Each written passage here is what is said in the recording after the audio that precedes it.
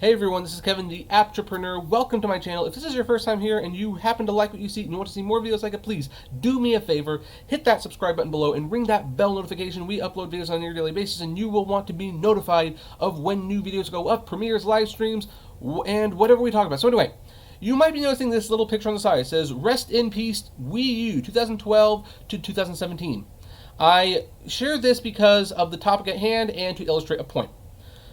We like tech, and we like little services and stuff like that. And sometimes, through no fault of anyone's, services just die.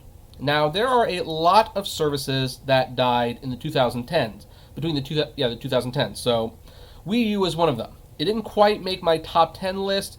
Neither did AOL Instant Messenger, which honestly I thought had died a lot sooner. Officially, it had its last day about a year and a half ago, but you know. And in this video, I want to talk about 10 tech services slash tech, whatever you want to call it, that is gone, some of which I'll miss, some of which I won't miss so much, some of which never had a chance, some had all the chances in the world to correct the ship. So Wii U, I mean, that's technically a number 11. That's not one of the ones that I picked. Although I will say, had Nintendo called it something other than the Wii U, it would have probably done a lot better, because how many times did I hear people say, I already have a Wii, I don't need another one, and that just goes to show how important marketing and naming is. But I actually want to start this video off with this service, Uwink. This is a restaurant I actually went to a couple times, and this closed really early in the decade. Like, it closed 2012, I believe. So this is probably the oldest service on the list to die. But Uwink was a publicly traded digital entertainment company based in Los Angeles, California. The company was founded in 2000 by Nolan Bushnell, the co-founder and former CEO of both Atari and Chuck E. Cheese's. After little success developing interactive entertainment for restaurants, bars, and mobile devices for several years, in 2006, the company changed focus to their Uwink Bistro concept, which it describes as entertainment dining experience which leverages its proprietary network and entertainment software, including the Uwink game library. Now, I've actually dined at this restaurant. I dined it like, I think, 3 or 4 times before it closed, and it was really neat. You would go to the table or the bar, and there would be like these monitors there, and you could not only order food and customize your food, but you could play a bunch of games, and they had tons of games. Most of them were free, by the way. There were a couple casino-themed games where you had to actually pay money. By the way, this is what the one looked like in Mountain View. I was going to the one in Hollywood, California, which was next to, at the time, the Kodak Theater, where the Academy Awards are held every year. Now, I remember one of my friends, her name was Fiona. I went with her and Wetten Zhang, and she mentioned that this was probably not a great date night place because it took attention away from us and onto the table, onto the games. As for why it closed and didn't succeed, I think it's because it was probably a concept too late coming. Like, I think the idea Nolan Bushnell had was he saw that people were playing with phones, and it's like, well, maybe we could put like the phone games onto the table and create like a whole restaurant entertainment facility.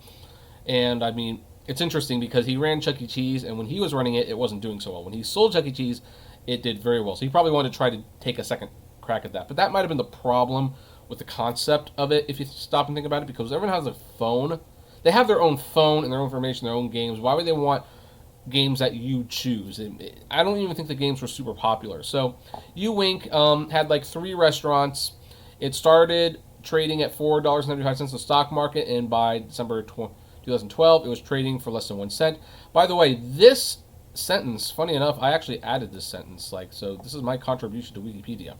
On September 12, 2010, Uwink announced that they were closing all their stores and would be selling their computer services to other food establishments under the name Tap Code, which I don't think worked out. So, c'est la vie, Uwink, you are hardly known. Now, one company that's technically not tech but had a lot of tech in it was Blockbuster. Blockbuster, as you know, was, or maybe you don't know, maybe you're really that young, was a company that, well, you would go to rent movies. VHS, DVDs, sometimes Blu-ray, and video games. And you had them for so many days, like 5 days. And if you didn't bring it back, you would pay what was called a late fee.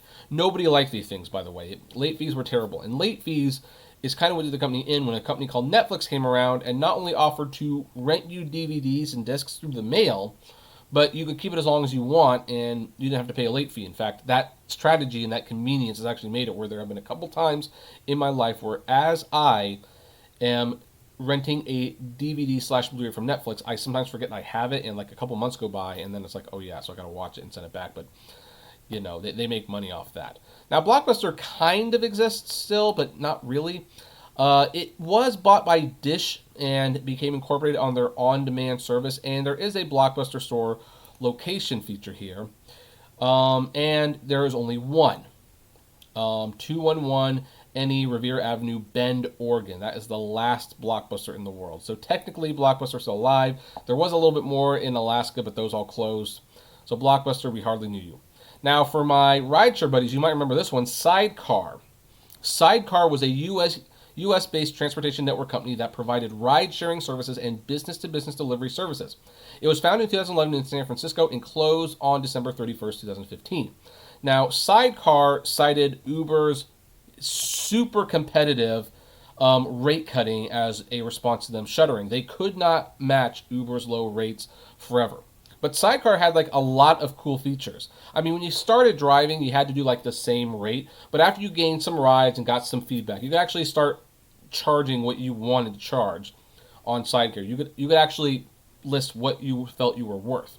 Now, the assets were bought by General Motors, and they were acquired for about, let's see here. The purchase was a follow-up to GM's $500 million investment in Lyft. Now, I'm kind of wondering if that means this was one of those assets, because I recall this was the site for Sidecar, and it's still there, but it's not a rideshare service. It's a blog.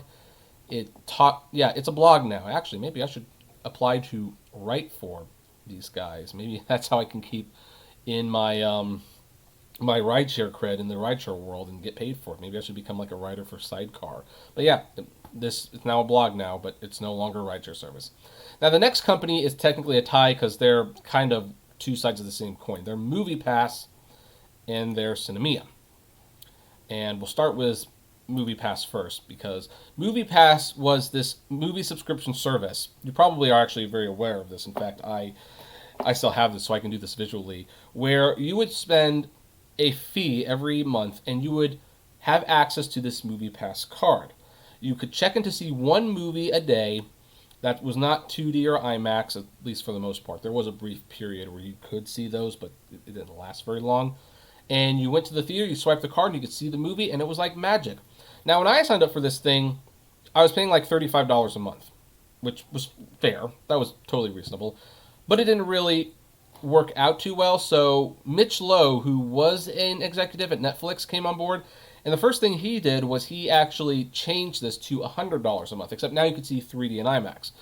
I mean, that was high, but I still got my money's worth. I really got my money's worth. But to move the needle, he partnered with Ted Farnsworth of Helios and Matheson Analytics. They put a lot of money into MoviePass, and they lowered the price to $9.99 a month. And you could see unlimited movies, one a day. And you can probably see where this went south really, really fast, because people just loved this thing to death. I knew people who were going to a movie every single day, even if they didn't want to see the movie. Like, they were just using it. And MoviePass blew through a lot of money. Like, they went from, like, being one of the top dogs and then bankrupt within a year. Funny story, I do have MoviePass stock, or Helios and Matheson stock, and I still have it, 1,000 shares. It's worth less than $2 now.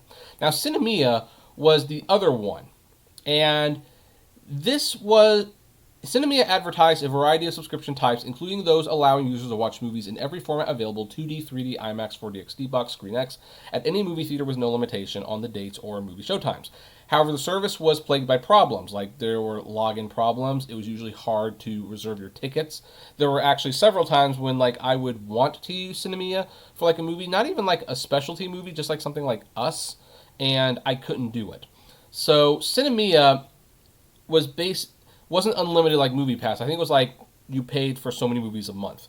You could get anywhere from 1 movie a month to 10 movies a month, and it got more expensive as you go along, and if you wanted to add a premium format on, it would be an additional charge.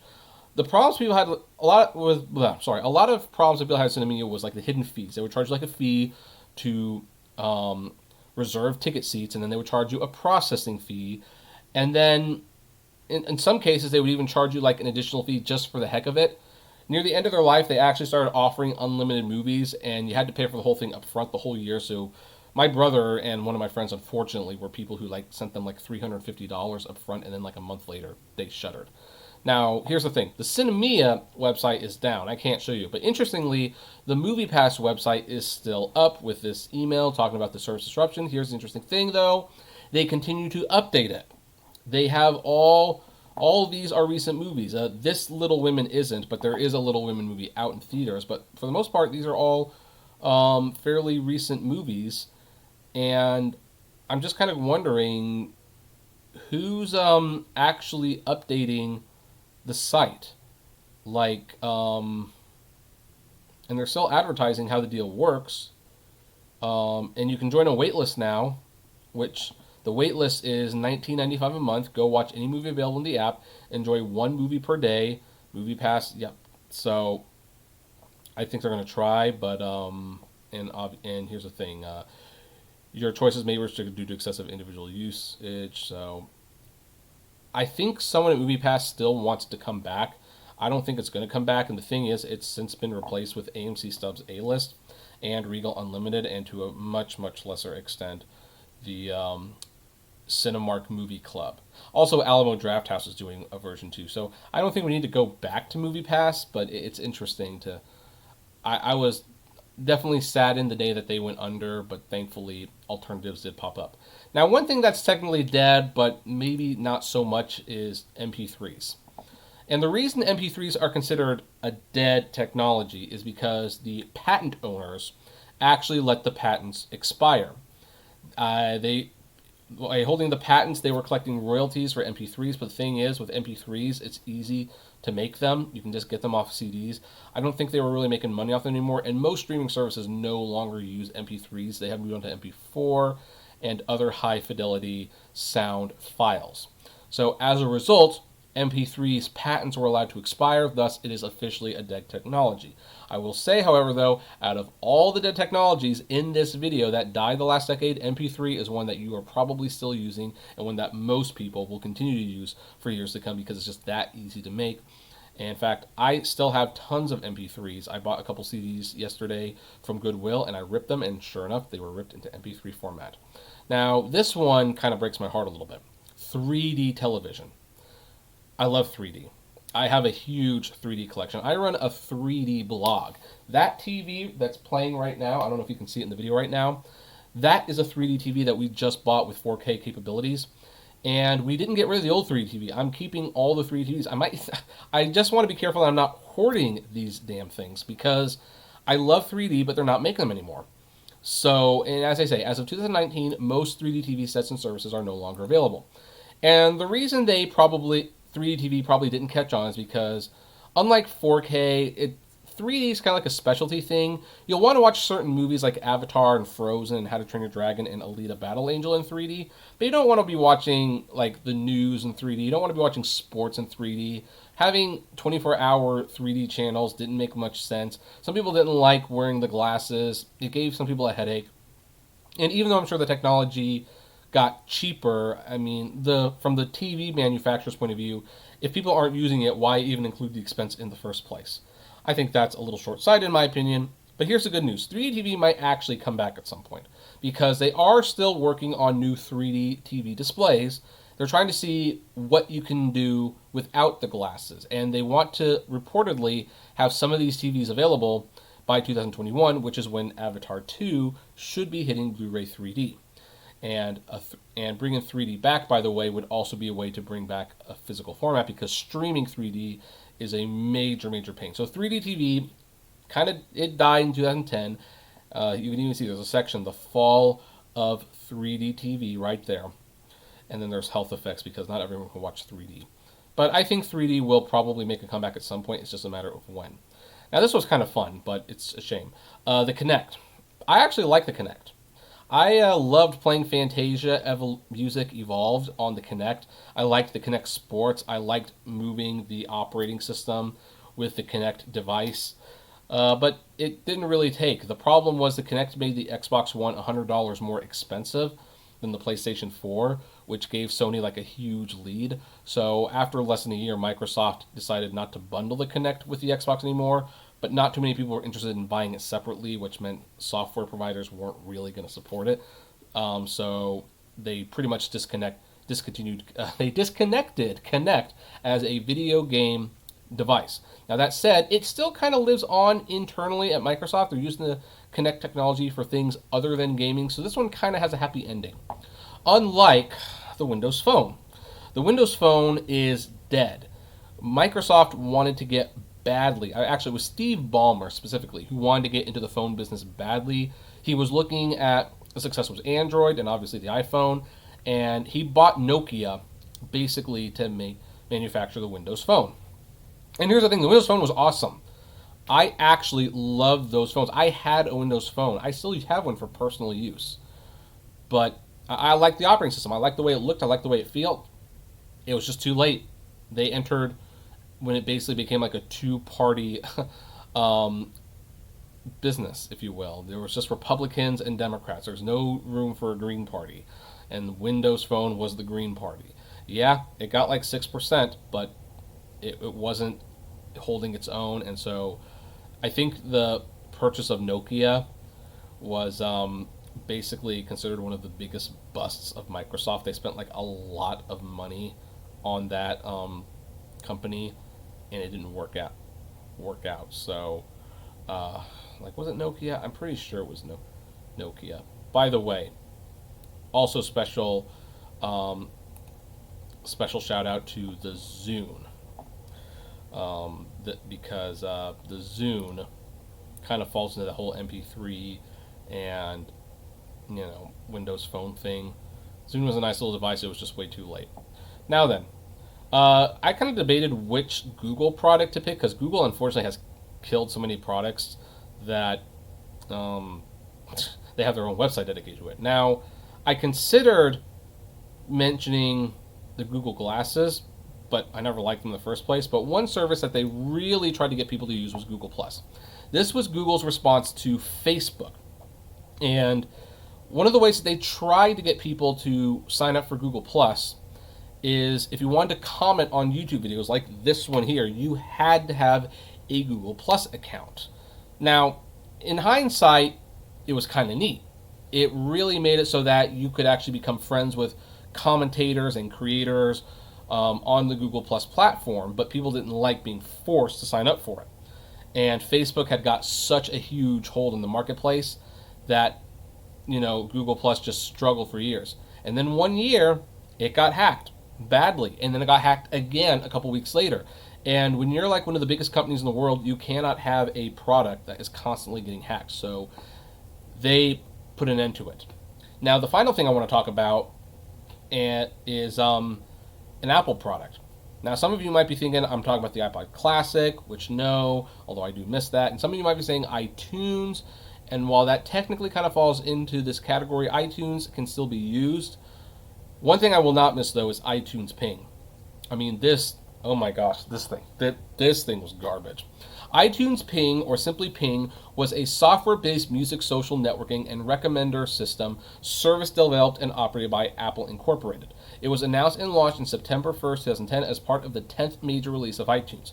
The service launched with 1 million members in 23 countries, and Apple officially closed the service on September 30th, 2012, and replaced it with Facebook and Twitter integration in iTunes. And the reason they discontinued is because the thing didn't work, like, ever.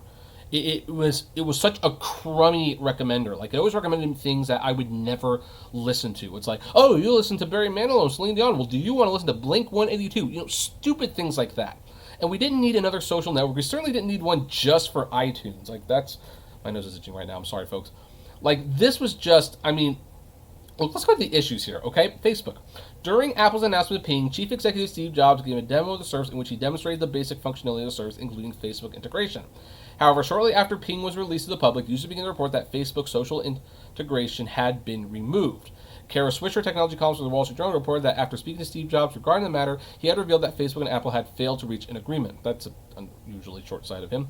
Then you had spam. 24 hours after Ping was launched to the public, reports of the service began flooding with spam were published. The fraudsters would create an iTunes profile and post links to a number of online scams, including one that promised free iPhones or free iPads in exchange for filling out online surveys.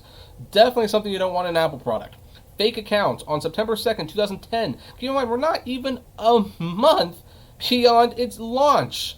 Singer-songwriter Ben Folds reported via Twitter that an account had been created in his name, continuing to mention that he is unaware as to who had created it.